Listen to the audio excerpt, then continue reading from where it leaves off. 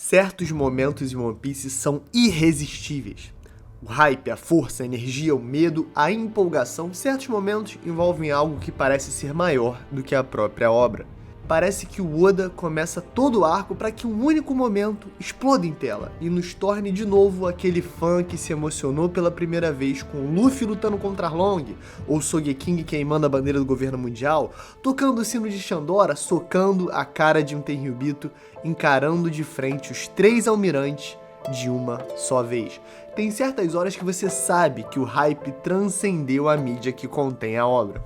E de alguns anos pra cá, o maior marco desses momentos irresistíveis, o verdadeiro termômetro do hype, tem sido os grandes e especiais episódios de One Piece.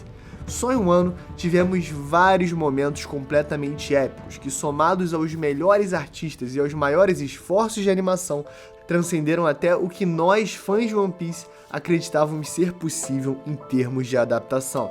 E agora eu já tô avisando, o impacto vai ser galáctico. Katsumi Shizuka, o lendário artista responsável por muitas cenas completamente icônicas do anime de One Piece, acabou de postar em suas redes sociais confirmando sua participação nos próximos episódios que vão adaptar Garp e a tentativa de resgate de Kobe em Hachinosu.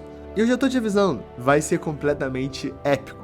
Para colocar em perspectiva, Ishizuka é o cara responsável pelo storyboard de um dos episódios mais aclamados não só de Wano, mas da história de One Piece e dos animes como um todo. King vs Zoro.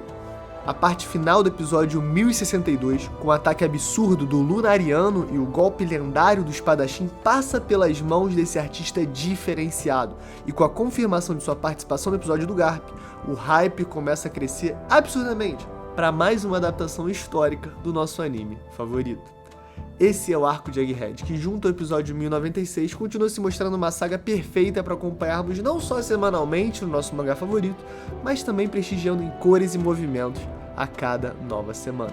Reviver o flashback de Ohara, animações fantásticas, vivas e modernas de um momento tão dramático quanto a despedida de Robin, Olivia e Sal. Viver de novo a morte do professor Clover. O episódio 1096, com toda a sua modernidade, traz nova roupagem a feridas antigas.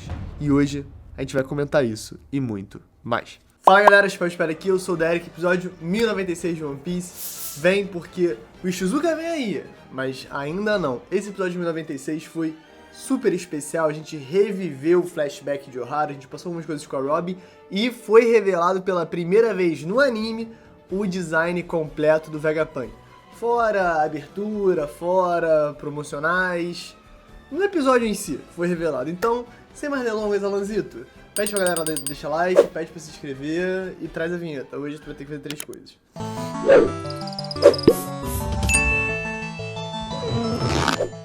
Depois de presos ao chão do laboratório pelo Vegapunk, os Chapéus de Palha se veem reféns de um monólogo sobre o passado. Imagina, tu tá preso e alguém aparece pra falar os momentos mais traumáticos pra você e tu nem sabe se a pessoa é um amigo ou inimigo. É dramático, mas as coisas vão tomando contornos menos dramáticos conforme a ação se prolonga. Vegapunk conta sobre a teoria de um certo explorador. Ele conta sobre uma máquina que foi construída durante o século perdido. E a partir daí, ele começa a mencionar o incidente de Ohara. Há 22 anos, a ilha foi destruída. A mesma ilha que descobriu a existência do reino que criou essa máquina. O século vazio compreende a história do conflito entre Reino Antigo e 20 nações. É a primeira vez que os Chapéus de Palha descobrem o que a gente descobriu durante o Reverie. Antigamente existia o Reino Antigo e aparentemente em um pacto de 20 nações, 20 governos, 20 reinos conseguiram se unir para destruir o Reino Antigo. Isso é tudo representado no anime através de uma metáfora com Space Invaders. Para quem não pegou a referência, é uma referência de um jogo de 8-bit de muitos anos atrás, que você vinha com as navezinhas e fazia piu, piu, piu, piu, piu, piu, piu, pra derrotar os oponentes. Então, essa vibe de contar sobre o passado distante, mas usando uma analogia de algo que é futurístico, se você parar pra pensar, porque o videogame existe há 50 anos pra cá, né? Uma fração da história da humanidade. Eu achei um conceito bem legal, bem simples, que todo mundo se relaciona, né? Afinal, o videogame é uma das mídias mais predominantes do mundo em 2024. Eu amo sempre quando o anime usa essas ilustrações didáticas para representar esses conceitos mais abstratos, né? É o recurso visual Então o 8-bit foi uma escolha excelente. Você viu ali as 20 coroinhas contra um coroão, representando os 20 reinos contra o reino antigo. Cara, e a reação do Chapéu de Palha é sensacional, porque o Vegapunk comenta como simplesmente por falar isso, ele poderia estar sendo morto. Você não pode ser um cara do governo e comentar essas coisas, por mais que essa seja a suspeita do Chapéu de Palha. Afinal, de novo, eles não sabem a essa altura se o Vegapunk é um inimigo ou é um amigo. E aí a reação do Usopp batendo a cabeça no chão, porque ele não quer ser morto, é sensacional. A cada vez que ele bate a cabeça é uma nova expressão, um belo momento do anime.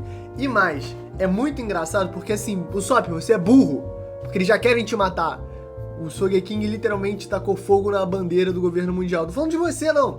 Falando do Sogeking, só que tu é aliado com a galera e aí simplesmente eles já querem te matar. Não adianta agora, tu não vai ser morto 3 vezes. Ah, uma porque tacou fogo em Enies Lobby, outra porque isso e outra porque aquilo. Tu vai ser morto uma só, relaxa. Relaxa, agora já foi. Agora, óbvio, né, é uma gag muito divertida o Chapéu de Palha entrando em pânico, tipo, não, fofoqueiro, maluco, doente, tá me contando, é pena de morte e tal. Cara, os Chapéus de Palha são muito engraçados sempre, não tenho o que dizer. E aí, a partir daí, o episódio estabelece bem a tensão da cena. Tanto é um assunto hiper delicado pra se falar, ainda mais com a Robin, quanto o Vegapunk morreria só em comentar a respeito. Então ele tá realmente botando a vida em jogo. E aí, quando ele relata os fatos a partir do ponto de vista do governo, ele aumenta essa tensão que é quebrada de maneira muito épica com a linda adaptação do flashback do Professor Clover, que a gente vê por um quadrinho só no capítulo 1066 do mangá. Outro highlight, né, porque realmente é só uma faixa ali do Professor Clover jovem, mas o anime faz questão de ir um pouco além. Mostra ali umas 3, 4 cenas diferentes, dele navegando, dele ganhando reputação, dele sendo perseguido pelo governo mundial, dele sendo preso pela marinha, e aí isso aumenta a reputação do Professor Clover, que acaba juntando outros acadêmicos e pesquisadores aventureiros lá em Ohara para conseguir descobrir a verdade do mundo com o conhecimento conjunto. É muito bacana porque, fora você ainda humanizar mais, tornar mais real o Professor Clover, porque ele tem um passado, ele tem uma história, ele não é simplesmente um dispositivo para você entender um enredo, ainda representa muito bem como os historiadores estão sempre trabalhando em conjunto, né? A galera que trabalha, arqueólogos, paleontólogos, historiadores, enfim, tem vários acadêmicos diferentes para descobrir a história do nosso passado e justamente para entender também o nosso futuro. É uma das matérias, um dos temas mais fascinantes para mim, e ver como One Piece trata com carinho e com reverência é sempre muito bacana. Eu tô falando bacana várias vezes? Isso é bacana? Provavelmente não. E se você notar o cabelão do professor em sua juventude, vai reparar que as suas madeixas verdes pareciam literalmente um trevo. Afinal, professor Clover, basicamente, significa professor trevo. E ele é um trevo de 4 folhas, né? Um homem sortudo. Porque o anime nos joga de volta em Ohara para reviver os trágicos momentos finais da ilha cujos acadêmicos descobriram o verdadeiro nome do reino antigo. E claro, pagaram o preço final por isso. É bizarro ver Marcus Mars conversando com Clover e comentando como é uma hipótese ousada, segundos antes do assassinato do acadêmico pelas mãos do governo mundial, com um gatilho puxado pelo Spandini, que logo em sequência ativa o Buster Call. Se você notar, eles estão misturando cenas clássicas, remasterizadas, da época da adaptação de Ohara, com cenas novas, cenas refeitas, que às vezes não dá pra distinguir certinho, mas se você olhar com cuidado, eu acho que dá pra saber quais são quais. E depois que começa o Buster Call, dá pra ver algumas cenas muito dramáticas, como por exemplo o Professor Clover chorando em meio às chamas da biblioteca. É muito intenso. Outro ponto alto pra mim é a transição dos passos do Shaka na Labo Phase em Egghead para os passos de Vegapunk 22 anos no passado, caminhando através das ruínas dessa terra que se tornou o centro acadêmico do mundo, mas que foi completamente destruída por esse crime. E o anime usa muito bem o artifício do React nessa hora. A narração dramática do Vegapunk sempre está sendo agregada pelas reações apreensivas e emocionais da Robin, que está tendo que reviver o seu trauma mais pessoal perante alguém afiliado ao governo mundial que pode se mostrar um inimigo a qualquer momento. Mas aí a gente tem a virada. Essa tensão, ela se torna lágrimas, eu acho que de alegria, porque Vegapunk revela como ver a biblioteca secreta de Ohara o moveu às lágrimas, e como ele começa a acreditar que a partir daquele momento, Ohara venceu. A Robin automaticamente lembra do sacrifício da sua mãe. Eu acho que ali, instantaneamente, ela ressignifica as lindas palavras finais que ouviu. como a história e a verdade são propósitos que merecem ser protegidos. E naquele momento, a única pessoa que poderia fazer isso era Olivia e, claro, os pesquisadores de Ohara. É espetacular porque a gente vê essa cena da despedida de novo, que é tão dolorosa, tão dura, a mãe entregando a filha pra se arriscar por um futuro, não só pra sua filha, mas pra todo mundo. E aí ela ouve, né, da Robin: mãe, eu não entendo. E ela fala: cara, espero que um dia você entenda. Mas aí ver esse momento, 22 anos depois, com a Robin tinha 8, agora ela tem 30, é sensacional, Que episódio bom. A animação 100% nova de Jaguar de Sol correndo entre canhões e explosões ficou espetacular. 5, 6 segundos que mostram o carinho que One Piece merece ser tratado. E é lindo também como os Chapéus de Palha ficam tiltados com Shaka, né, querendo proteger os sentimentos da Robin. E claro, é justamente isso que faz as lágrimas dela transitarem para um sorriso no rosto. Agora ela é amada e protegida pelos seus amigos, e todos os traumas de abandono e solidão podem ficar para trás. Curioso também que logo antes da transição pro comercial, a gente tem uma pontinha ali do Dragon também aparecendo em Ohara 22 anos no passado, com um buquê na mão, que representa o luto. Então, quem sabe daqui a pouco a gente não vê no anime um pouco da interação entre Dragon jovem e Dr. Vegapunk. E aí, a partir daí, é só zoeira, é só diversão. Chopper e Luffy 100% galhofa se unindo para fazer o Pirate Docking 2, a formação do robô para explorar um robô. Dá pra ver que o storyboard desse episódio é muito dinâmico, não tem aquele momento, o Sakugawa, não sei o que lá, explodiu, o Zoro matou o King, mas você vê que tem muitos detalhes, muitas coisas técnicas que deixam o episódio mais vivo e mais dinâmico. Por exemplo, quando a Bonnie tá tipo, o que esses idiotas estão fazendo aí? Você vê que tem um ângulo que é como se a câmera estivesse acima dela e do Jinbe, pegando bem de perto a expressão insatisfeita, enquanto o Chopper e o Luffy estão lá, tocando terror, zoando, procurando um cockpit, até que eles são, expelidos e saem voando, e aí o Luffy faz o Fusen e o Chopper faz o Guard Point, que faz ele sair quicando. É muito legal. Essa parte do episódio é só zoeira, é só diversão, não tem como não gostar. Se você não gosta, você não é meu amigo. E aí decidem começar a chamar, né? Robo King, Roborosuke, Roboto, Rabarabara. Mas nenhum nome funciona, até que do nada uma explosão faz todo mundo sair voando. Bom, mas aí, cara, assim, a explosão é super colorida, é super diferente também, dá aquela vibe de que alguma coisa não é normal. E óbvio, não é normal, porque tem um velho maluco tentando se teleportar e ficando preso entre matérias. E aí ele pede ajuda pro Luffy, ele tem um quasar ali no final da fala, que eu acho que é algum traço do Vegapunk que denota a idade dele, não sei exatamente, porque o personagem de One Piece tem padrão de fala diferente, sempre esquisito, o Oda ama fazer isso. Deve ter algum trocadilho em japonês que eu não entendi ainda, eu não lembro. Sei que ele já chega, o Luffy ajuda ele, e ele já explana, tu que é o filho do Dragon, é legal te conhecer e tal, e depois vira a Bonnie, você cresceu, então ele já conhecia a Bonnie de antes, e a Bonnie tá realmente revoltada, tá sempre meio ranzinza, meio irritada, meio brava, porque a gente vai entender eventualmente, não vou fingir que eu não sei, mas também não preciso explorar a galera do anime. E o fato é o seguinte, essa introdução do Vegapunk, ela é muito especial, porque ela é diferente. No mangá não era exatamente assim, e a maneira que fizeram no anime me deixou bem feliz, pra ser sincero, porque o resultado fica pra sempre, e é legal. Se você percebeu, os movimentos do Vegapunk são super bem animados e divertidos, é um momento lúdico. E aí, sério gente, eles voando com as botas é sensacional.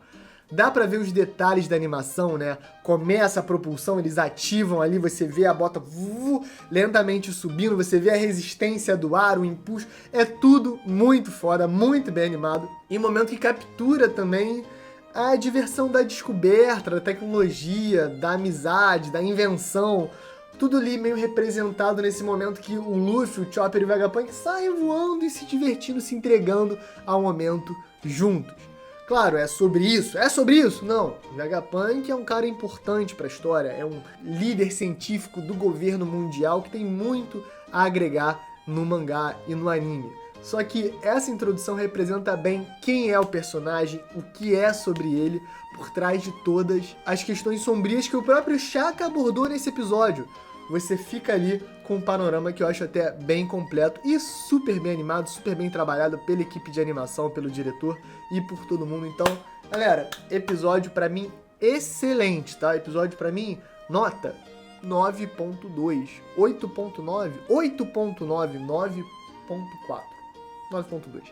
9.2, episódio 9.2 pra mim, tem tudo que eu quero.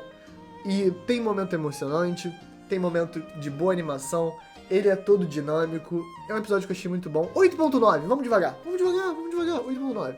É que ele é muito sólido, muito completo e que eu acho que também eleva a experiência do mangá. Se tu ler o capítulo 1066 e depois ver o episódio 1096, você vai perceber que o anime trabalha muito bem alguns conceitos, que também são bem trabalhados no mangá, mas por ser recapitulação, não fica tão bom. Mas fica excelente, tá? O mangá foi ótimo, mas o anime realmente foi muito especial. Então, galera, é isso. Deixa o like, se inscreve, dá essa moral pra gente, engaja aí. Engaja alguma coisa aí. Se tu escreve engaja, eu engajo. Geralmente eu engajo.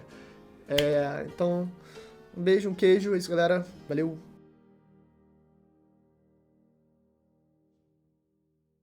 Pode palha secreto.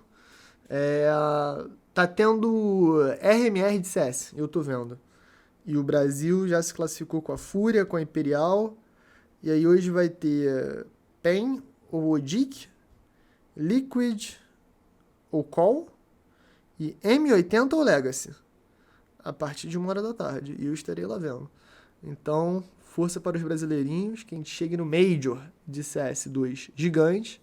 E que o Brazilian Storm mostre que a gente ainda tem potencial sim de ser campeão del mundo. Quem sabe?